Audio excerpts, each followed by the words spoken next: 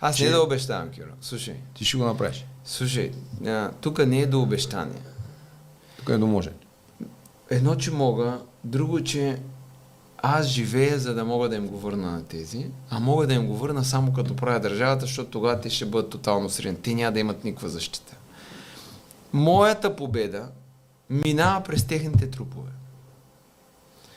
А техните трупове са възможни само когато народа просперира. Говорим, не е директно. Не. Да чекай сега, мога да съдят, разбираш ли? Как го каза Руди Гела? Метафора. Ние говорим метафорично. Да бе, той е метафорично. Точно така. Но политически да кажем. Техните. Политически в затвора, нали, искат да ги видят или... Победата минава през благоденствието на народа. Или единственият шанс да победя е да оправя държавата и народа и те да ми позволят да се разправя с тези. Народа. Да, аз мога и това е пътя към това, което аз жадувам. Значи няма по-добра комбинация за народа от това.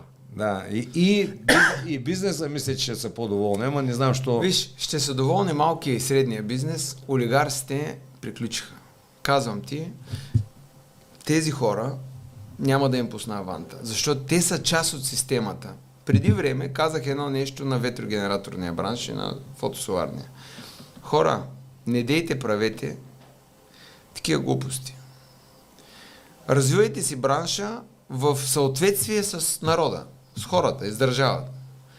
Не дейте си мислете, че може на сила да правите каквото си искате, защото това ще разруши целият бранш.